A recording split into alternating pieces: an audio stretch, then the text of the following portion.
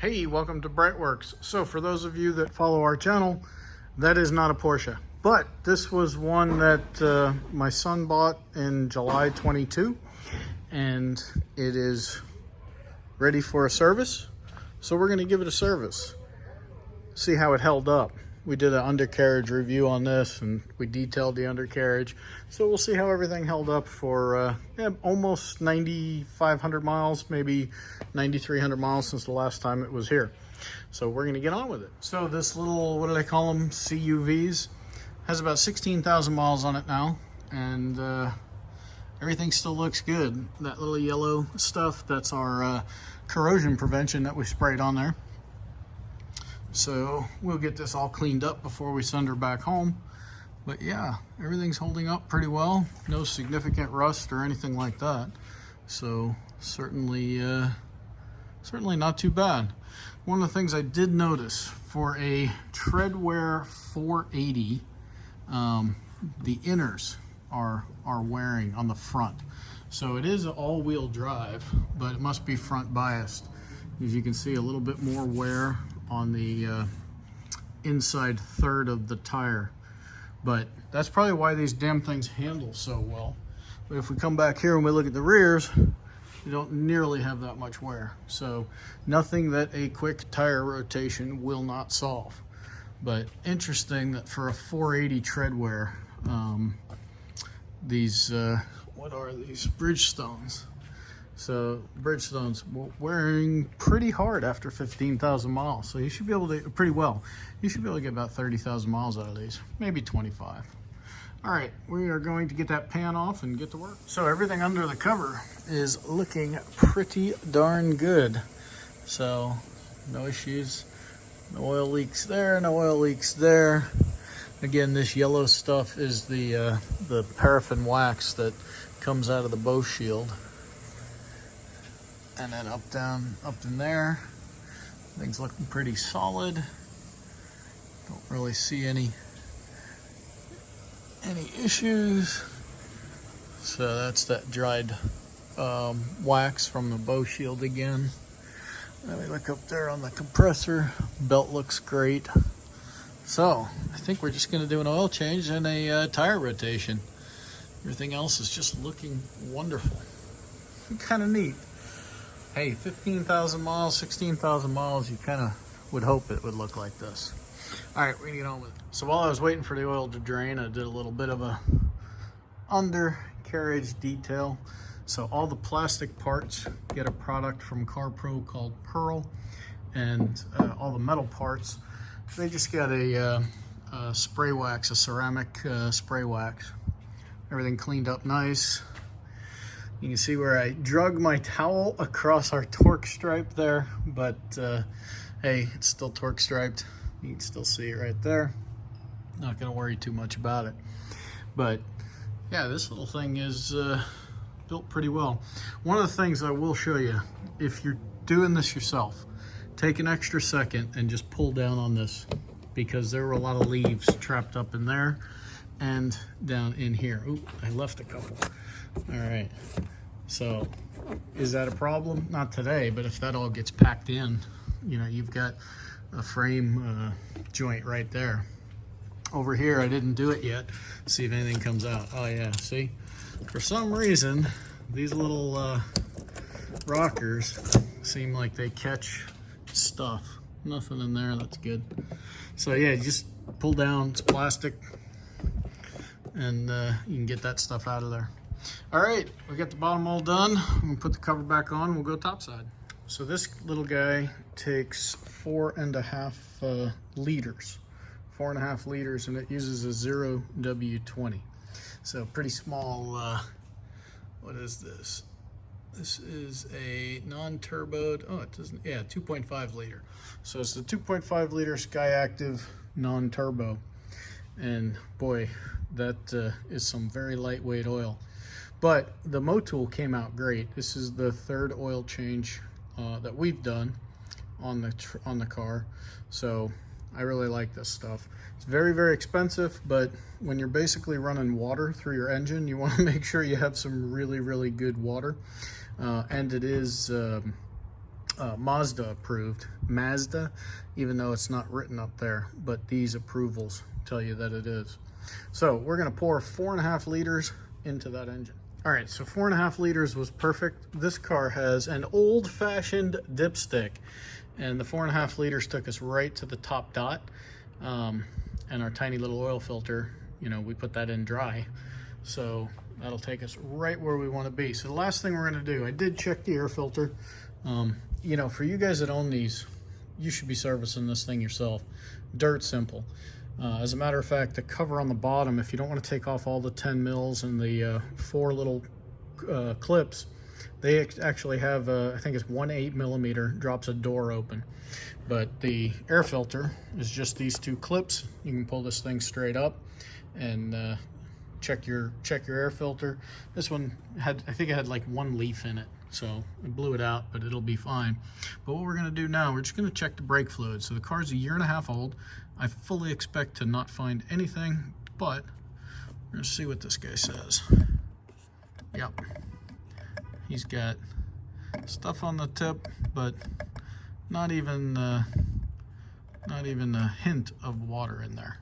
So we're gonna call that good. Not have to do a brake fluid flush. Didn't expect that at 1.5 years anyway. But next thing, we're gonna rotate the tires. So if you stick around, we'll take a look at the brakes. All right, so we're looking at the glove box, and in there is where the cabin air filter is. So what we're gonna take out is this, and we're gonna go in there. Let me turn a light on, and in case you're trying to do this. All right, so up at the top here, you can see I've already unclipped 2 of them right here, but there's 4 little tabs that you kind of have to squeeze, and as you're squeezing them, you pull down. This guy comes out. This is not your cabin air filter. The cabin air filter is back there, and you'll notice here on the right hand side it says airflow goes down. We need to know that. So 1 little pop there, 1 little pop there, and this guy has never been out before. All right, there we go. So 2 little clips. You basically are trying to squeeze those together. Doing it with 2 hands is probably a smarter way to do it. And then here's your filter. So not very dirty. It's charcoal activated. That's why it's gray like that. But if you look down in there, a couple little feathers, some leaves. It was doing its job. Let's put it that way. All right. So we said that the airflow went down. So here's our new one, airflow down.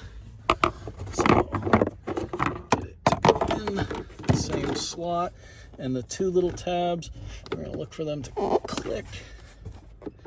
They're not clicking. We're working on it though. Let's see.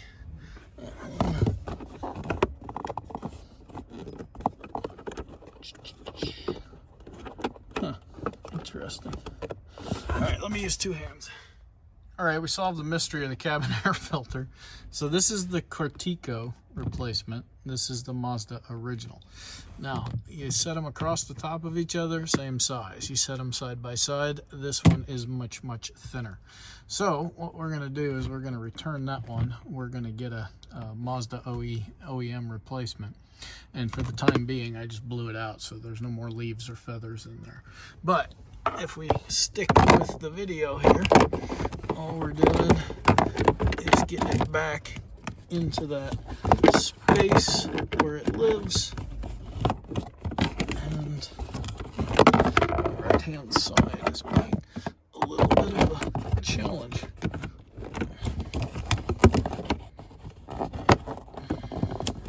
There we go. And now we should, yeah, we just heard that click. All right. And as Haynes manuals say, assembly is reverse of removal. So down in the bottom there were some clips, and then on the top, make sure all those clips click. Done. But we get to do that again when the new parts come in. But at least we're able to show you guys where it's at. All right, so this guy lives up in Georgia, where they have hills. So it's always interesting to see out-of-state cars. Looks like the pads are in pretty darn good shape. You can see through there. We've got plenty of pad. But yeah, it's just interesting to me because down here in Florida, you know, I've got Cayennes running around out there with 40, almost 50,000 miles on a set of pads and rotors. But, you know, you get up north where there's some hills and you cut that in half.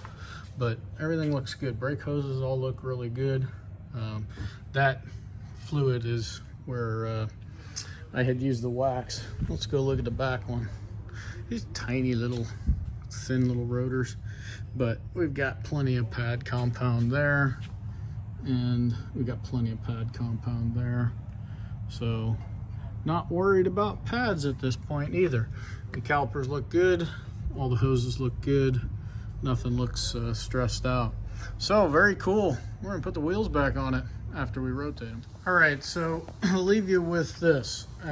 As we finish up the service, we got the tires rotated, oil changed, air filters checked, and brake fluid checked. Brakes look good too. So changed the front wipers, came back here to change the rear wipers. Well, number one, see how this says OE fit?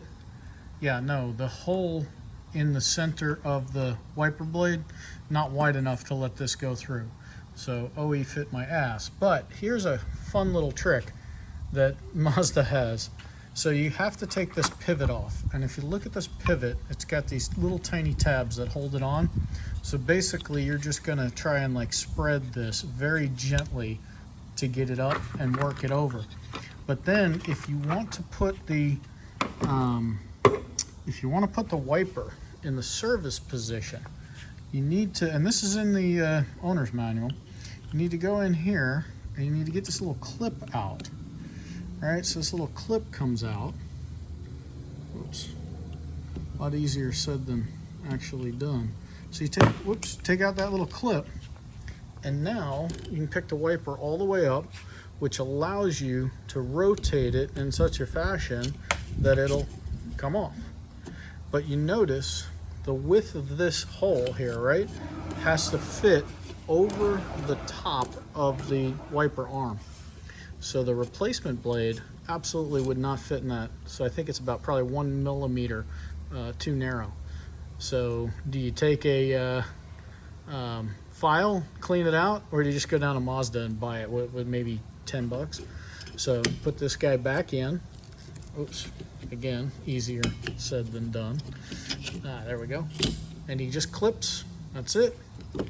And then you find your part on the ground and you come back in here. And I have no idea like if that would be a problem if you didn't put it in, but we're gonna put it back in. It only goes in one way, and that's literally it. It just slides down in there. And then you take your pivot, and a lot of guys have put these things on incorrectly on many, many different cars, and they pop right off at the first car wash that somebody goes through. So just kind of take your time getting it back on there without cracking everything. So this may require 2 hands, or let's see. So there we go, perfect. See, now everything's nice and flush, and you're in this mode where the wiper won't come up past that. So now that we got the service done, we can go clean some of this stuff off the car. Wash me. Oh, my kid's gonna hate me for doing that to him, but hey, that's the reality of the situation. He did just make a 600-mile trip to come visit us, so I guess I won't be too harsh on him. Anyway, there you have it. First annual service on a Mazda CX-30. First annual service, but third time we've changed the oil in it. Don't ask. We build engines, remember? So we know what oil can do to an engine. Hey, thanks for watching. Check us out at BreitWerks.com and have a fantastic day.